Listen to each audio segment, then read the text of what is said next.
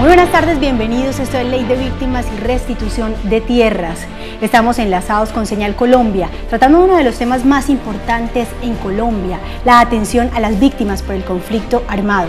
Hoy hablaremos justamente de la restitución de tierras, cuáles son los trámites administrativos y jurídicos que tienen que realizar estas personas que han sido víctimas del conflicto armado para poder volver a sus tierras o que se les sea restituido lo que han perdido en este conflicto.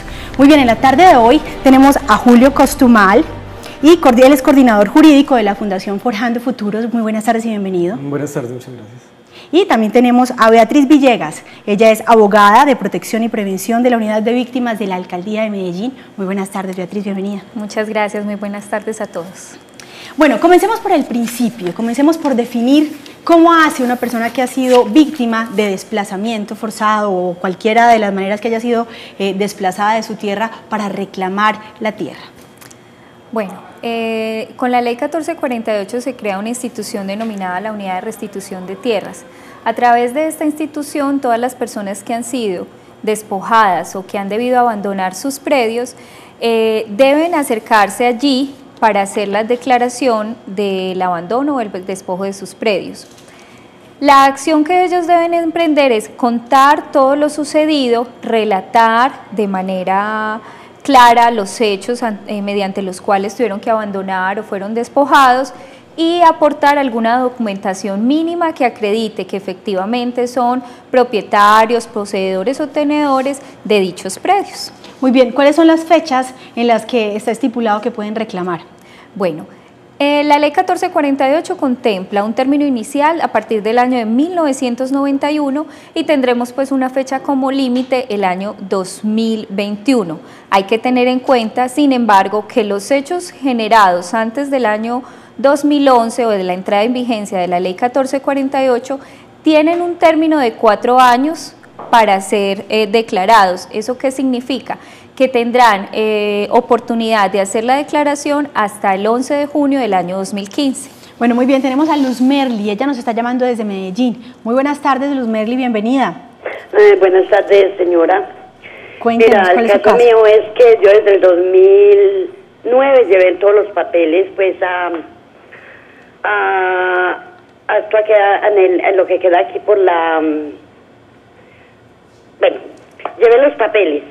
Y pasa y sucede que ahora en el 2009 me llamaron a hacer unos talleres, otra con la psicóloga, bueno, y me dijeron que del 18 de septiembre empezara a contar 3 o 4 meses para entregarme la plata.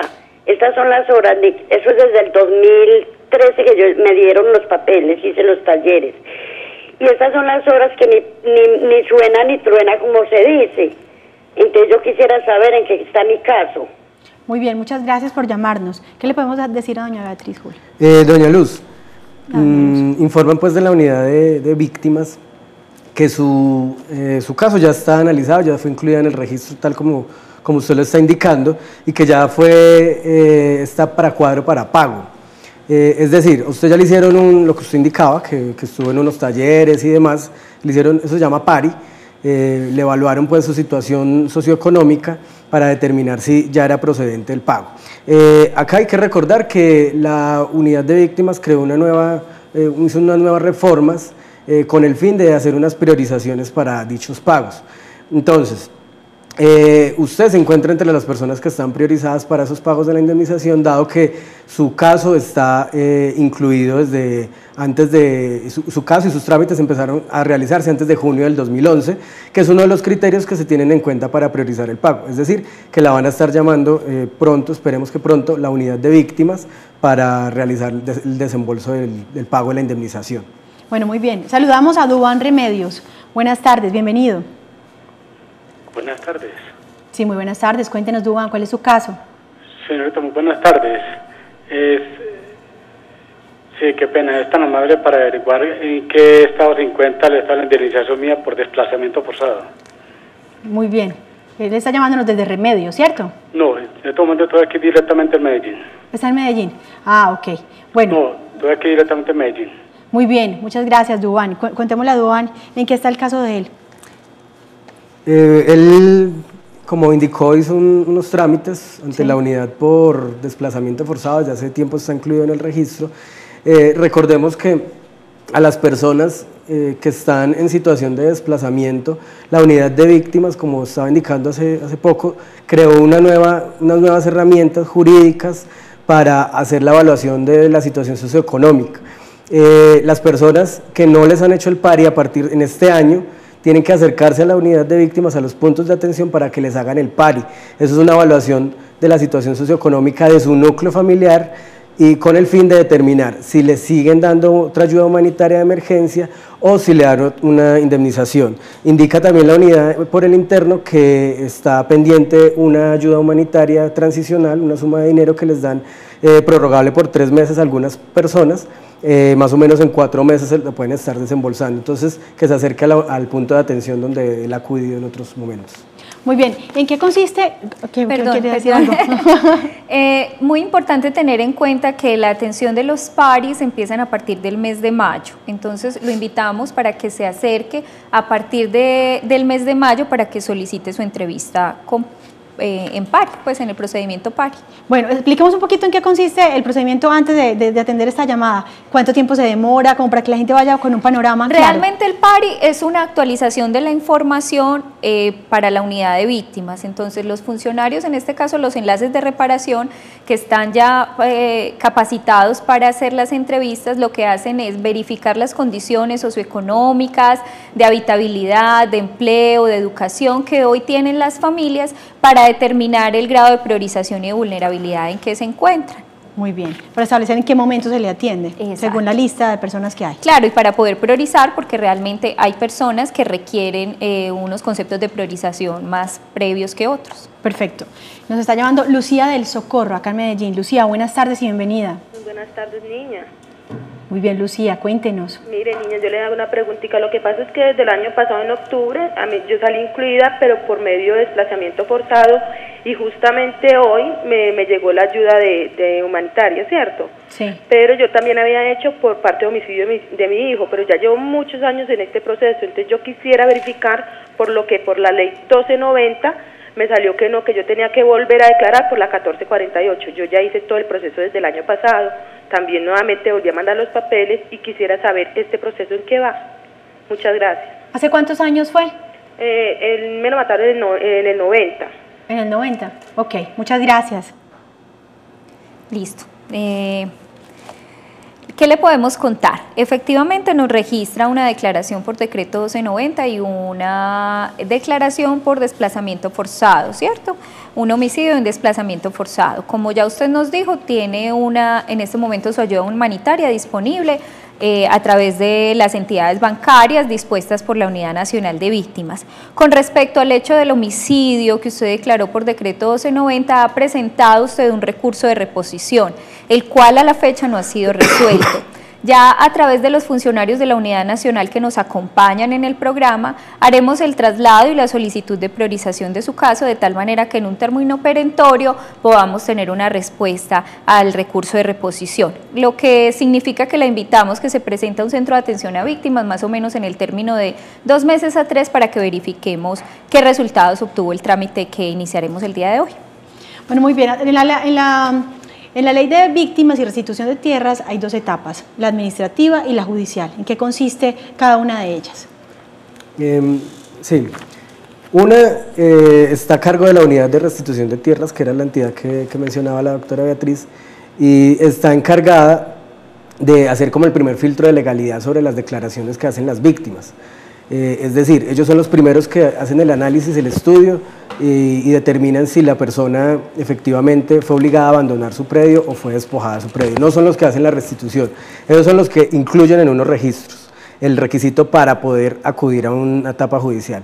Ya la segunda etapa es la etapa judicial, que se puede hacer a través de abogados contractuales que escoja la víctima o a través de abogados asignados por la unidad de restitución de tierras y se presenta la demanda, como una demanda, se presenta un proceso judicial donde se abren unas pruebas y finalmente un juez de restitución o un tribunal, el tribunal de restitución va a decidir si efectivamente fue obligado a abandonar su predio o fue despojado de su tierra. y se ordena una eventual compensación en dinero o en otra tierra en equivalente. Bueno, muy bien, nos está llamando María Eugenia. María Eugenia, buenas tardes y bienvenida. Muy buenas tardes, niña, ¿cómo están? Muy bien, muchas gracias, María Eugenia. Niña, te comento, es que a mí me asesinaron un hijo en el 94. Yo hice la declaración el 31 de mayo del 2012. Fui notificada en abril del 2013 y en junio del año pasado me llamaron para que fuera a llevar los últimos documentos y me dijeron que en 3-4 veces me estarían llamando para la indemnización. Esa es la hora en que no me han llamado ni para pedirme más documentos ni para decirme en qué estado se encuentra la solicitud. Bueno, María Eugenia, muchísimas gracias. Le vamos a responder con mucho gusto. Bueno, doña María Eugenia, buenas tardes. Le contamos que efectivamente usted hizo una declaración a través de la Ley 1448 y en el año 2014 fue valorada como incluida. Hay que tener en cuenta que la Unidad Nacional de Víctimas aún está resolviendo los casos declarados entre el año 2008 y 2011, por lo tanto, aún no se han hecho entregas de indemnizaciones correspondientes a la Ley 1448 o hechos incluidos después del año 2012. La invitamos a que esté muy pendiente, de que esté llamando a la línea 018.000 o acercándose al Centro de Atención a Víctimas para conocer el estado de las programaciones, porque en el momento pues aún están en trámite de programarse. Otra cosa yo agregaría, precisamente atendiendo al asunto de la priorización de algunos casos, si la señora es mayor de 70 años, si tiene alguna discapacidad o las personas que están incluidas en la resolución o en el registro padecen de alguna discapacidad o alguna enfermedad grave o terminal, que vayan al punto de atención, lo manifiesten para efectos de que le hagan una priorización, así como a cualquier otra población que esté en esas circunstancias. Bueno, muy bien. Hay uno de los temas importantes y que es la microfocalización. ¿Qué significa la microfocalización dentro de la Ley de Víctimas? Muy bien. La Unidad Nacional y la Unidad de Restitución de Tierras toman una decisión administrativa de identificar ciertos sectores a nivel nacional que cumplan con unas condiciones particulares para iniciar procesos de restitución y de retornos de población desplazada, despojada o que tuvo que abandonar sus bienes. Estas condiciones están directamente relacionadas con condiciones de seguridad de los sectores, con densidad de las reclamaciones, es decir, con que exista un número suficiente de reclamantes dentro de esos sectores que conjuguen entonces para que la unidad invierta recursos, priorice los casos, presente los casos ante los jueces de restitución de tierras y entonces puedan efectivamente materializar las restituciones o las modalidades que se presentan, que pueden ser las compensaciones o las indemnizaciones de acuerdo a las condiciones particulares de cada familia. ¿Esa microfocalización en los territorios depende de la cantidad de personas que demanden la atención? O sea, ¿se pueden poner en unos territorios en los que se note que están aumentando las denuncias o las reclamaciones? Hace parte de una de las características, pero no es la característica principal. Particularmente es que existan condiciones de seguridad propias para que las personas puedan retornar a sus predios. Bueno, muy bien. Nos está llamando Ingrid de Medellín. Ingrid, buenas tardes y bienvenida. Muchas gracias, buenas tardes. Muy bien, cuéntenos, Ingrid. Amor, es para averiguarte sobre mi caso, si estoy incluida en el grupo de priorización para la indemnización como víctima del desplazamiento. Muy bien, muchas gracias. ¿Qué le podemos contestar? Al igual que la señora ahorita llamó otra persona, precisamente preguntando por el asunto de la indemnización. Primero nos informan que ya hay una ayuda humanitaria transicional pendiente para ser desembolsada a la señora, tiene que acercarse a los puntos de la vivienda. Recordemos que ahora es a través de esta entidad financiera. Recordar que para el asunto de la indemnización administrativa para la población de desplazamiento, como decía la doctora Beatriz, ahora se creó un nuevo mecanismo donde le van a hacer una evaluación. Entonces a principios de mayo, que se acerquen a los puntos de atención de la unidad de víctimas y para que le hagan la evaluación del PAR y la situación socioeconómica y determinen si es procedente que le hagan la indemnización de una vez o que continúen con el pago o el desembolso de ayudas humanitarias transicionales. Muy bien. Bueno, la gente se preguntará, bueno, y eso será muy difícil, tengo que llevar muchos papeles. Entonces, además de vencer el miedo, de comenzar a denunciar y de volver a sus tierras, ¿cuál es ese trámite de los papeles? ¿Cuáles son los documentos exactos que tienen que llevar? Pues mira, inicialmente la declaración se puede realizar con la cédula, ¿cierto? Las personas deben tener un relato coherente, preciso, de los hechos por los cuales tuvieron que abandonar o fueron despojados de sus bienes, y si tienen escrituras, certificados de libertad, contratos de compraventa, algún documento que acredite la tenencia, la propiedad, ¿cierto?, de estos bienes, pues podrán acreditarlos o presentarlos ante la unidad de víctimas. Ante la unidad de restitución de tierras. La unidad de restitución de tierras, por su parte, debe también documentar el caso verificando en las bases de datos nacionales, en catastro municipal, departamental. Ellos ya hacen cotejan la información que entrega la víctima con la información que pueden tener las diferentes bases de datos de orden nacional para poder construir y determinar que ellos son propietarios, poseedores o tenedores de ese bien. Bueno, hagamos la diferencia ahí entre poseedores, propietarios y tenedores del bien. Sí, bueno, hagámosla, pero antes de eso quisiera recordar y resaltar el papel tan importante que juegan en este caso los personeros municipales. Sí. En los lugares donde no hay unidad de restitución de tierras, que son varios, son muchos municipios donde no hay unidad, a pesar de que está cerquita, hay gente que no tiene para llegar a trasladarse hasta allá. La personería tiene la obligación de recepcionar pues, la información, de recibir los documentos y hacer el traslado a la unidad de restitución de tierras para que esta entidad sea la encargada, abra un expediente y si es necesario se traslade hasta el punto donde están las víctimas y recauden más información, más documentación, lo que se necesite. Entonces aquí es muy importante el papel que juegan los personeros en cuanto a acompañamiento, asesoría y sobre todo hacer el enlace con la unidad de restitución de tierras. En cuanto pues ya a la diferencia entre poseedores, propietarios, ocupantes, el propietario es muy sencillo. Es aquella persona que tiene sus escrituras, que las registró o que el INCODER o el INCORA le hizo una adjudicación de su predio y fue y registró esa resolución. En cuanto al poseedor, es aquel que tiene unos documentos, que se ha comportado como si fuera dueño, pero nunca hizo las escrituras y no las registró. Y el ocupante o el explotador del baldío es aquel que ha habitado un predio de la nación, se ha comportado como si fuera el dueño, lleva un determinado tiempo o lo adquirió porque se lo vendió una persona también pensando que era el dueño, pero finalmente es de la nación. Sí. Entonces todos esos estudios los hace la unidad de restitución de tierras al momento de hacer la inclusión en el registro de la que mencionábamos ahorita. Ah, perfecto. Bueno, nos está llamando Ramiro de Ciudad Bolívar. Buenas tardes y bienvenido, Ramiro. Buenas tardes. Sí. Mi pregunta es que mi mamá tiene una carta cheque en reprogramación hace 16 meses y hace poquito nos mandaron un mensaje de que mandaran unos papeles de parentesco a un correo, ya se mandaron, más no han dicho nada, si ya lo recibieron o no, porque mi mamá tiene 81 años y es muy difícil desplazarla hacia la ciudad de Medellín por la edad. Y yo fui a personería y me dijeron de que no, la personera me dijo de que no había necesidad de mandar un derecho de petición, que porque lo que la unidad dice así es, y ya, y no me hizo el derecho de petición. Muy bien, muchas gracias. Él puede acudir a priorización por la edad de la mamá, ¿verdad? Por supuesto. Puede acercarse al enlace municipal de víctimas, a través de él puede allegar la historia clínica de la mamá, toda la cédula y la documentación pues que acredite la edad avanzada de la señora, o traer toda la documentación y acercarse a un centro de atención a víctimas de Medellín y solicitar un ficho con un enlace de reparación.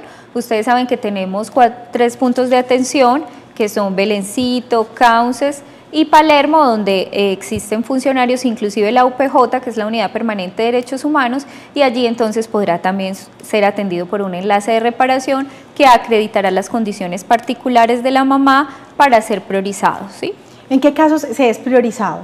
Los casos priorizados, como los decía mi compañero ahorita, son cuando las personas son mayores de 70 años cuando existe alguna enfermedad crónica o alguna discapacidad dentro de los miembros del grupo familiar que están incluidos como población víctima, ya sea para el desplazamiento, porque también aplica para priorizar las ayudas humanitarias, o para priorizar en estos casos la reparación administrativa cuando ya ha sido incluida. Hay que tener en cuenta que no es un hecho que puede alegarse para ser incluido en el registro único de víctimas. La inclusión corresponde a que el hecho sí se haya dado dentro del conflicto y dentro de los términos establecidos por la Ley 1448. Bueno, recordemos un poquito los términos de la Ley 1448. ¿En qué casos no se tienen estos beneficios que ofrece la ley?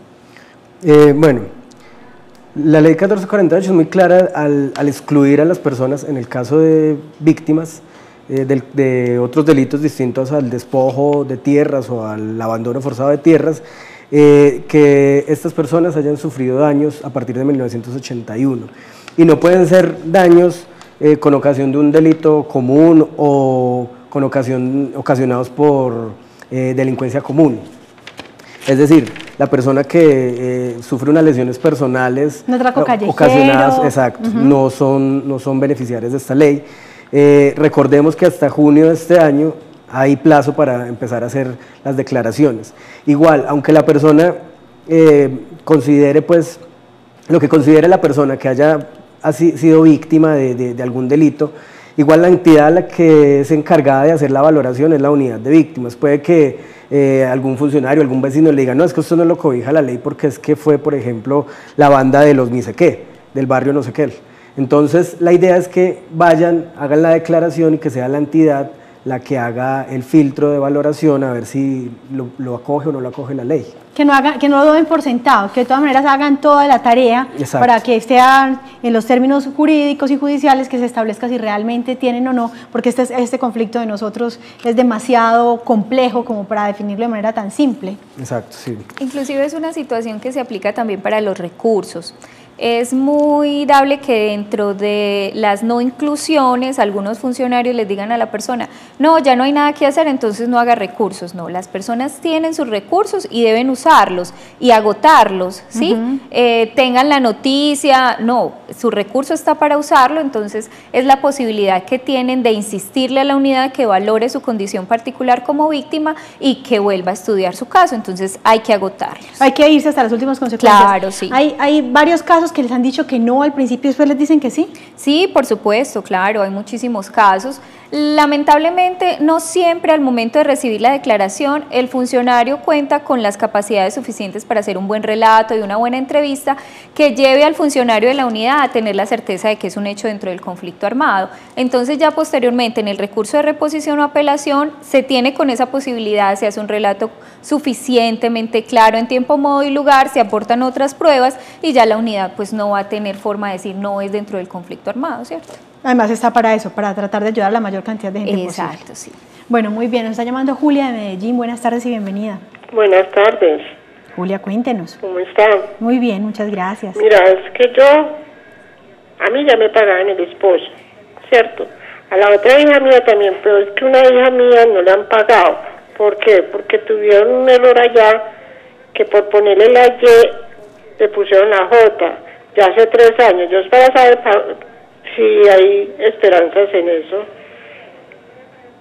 ¿Lleva 3 años esperando? Sí, señora, porque hace 3 años a mí me pagaron el esposo, pero a la hija mía no se lo pagaron por una letra, pero ella ya arregló todos sus papeles. Bueno, muy bien, muchísimas gracias. ¿Qué le podemos decir a doña Julia? Indica la unidad pues que ya se hizo la reprogramación, como ellos le llaman, es decir, que ya se corrigió el error que existía en el registro. Indica la unidad también pues que en un mes más o menos se van a estar comunicando para efectos de determinar si ya se puede hacer el desembolso del dinero. Recordemos que cuando hay un problema con números de cédulas, nombres, este dinero se tiene que devolver y no se devuelve al bolsillo, por decirlo de alguna manera, de la unidad de víctimas, sino que casi se devuelve a la Secretaría, al Ministerio de Hacienda, perdón, y el Ministerio de Hacienda tiene que volver a agotar trámites para volver a desembolsar el dinero, así que es un asunto muy engorroso para efectos de volver a desembolsar ese dinero.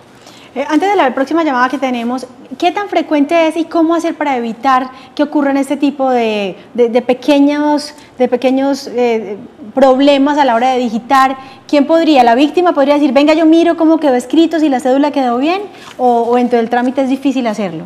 Pues realmente no, en realidad no sería muy difícil, sería que en el momento en que estén haciendo los paris o las entrevistas previas a la programación de los pagos, puedan sugerirle al funcionario que los está atendiendo que verifique los nombres como están en las cédulas y los números como están en las cédulas, de tal manera que cuando se traslade la información al banco o se emitan las cartas cheques que ordenan la reclamación del dinero, pues no se encuentren con esas inconsistencias que son muy de digitación, ¿cierto? Sí. Porque a veces uno piensa que Mari se escribe con I latina, pero resulta que se escribe con Y y uno no tuvo la precaución de verificarla en la cédula, o en ocasiones en la cédula está con I latina. ¿Sí? Claro, esos son trámites, después se vuelven muy largos y se vuelven de muchísimo más tiempo. Y definitivamente pues es una situación de trámite, no es una cosa que genere pues sí, ni de fondo, ni de mala fe, ni de nada, son errores humanos al momento de la digitación, que lamentablemente generan esa consecuencia. Entonces sí, uno respetuosamente le puede solicitar al funcionario que verifique bien los datos, tanto los nombres, y más si mi nombre es complejo, si mi nombre es complicado, pues mucho más tener esa precaución de decirle al funcionario, por favor verifique que esté bien escrito. Y mucho más si viene de bien lejos. Además. Bueno, tenemos a John Jairo de Medellín. Muy buenas tardes y bienvenido, John Jairo. Muy buenas tardes, niña, mucho gusto. Buenas tardes, ¿cómo están? Muy bien, John Jairo, muchas gracias. Cuéntenos. Niña, lo que pasa es que yo hice la solicitud por homicidio de un hijo que me mataron. Y resulta de que yo la hice desde el 2008 y me lo aprobaron. Y desde mayo mandaron la plata acá a Medellín y la carta cheque no me llegó. Devolvieron la plata para Bogotá y me dijeron que eso me lo estaban resolviendo por ahí en 2 o 3 meses y esta es la hora que va para 1 año y no tengo no me dan ningún resultado.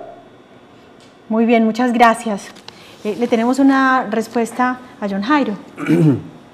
Sí, ya hay una reprogramación por parte de la unidad de víctimas para efectos de desembolsar las sumas de dinero que devolvieron. Eso al igual que el caso de la cédula, del nombre, cuando hay una devolución del dinero por cualquier circunstancia que sea, es lo mismo, tiene que devolverse al ministerio, el ministerio volverá a desembolsar.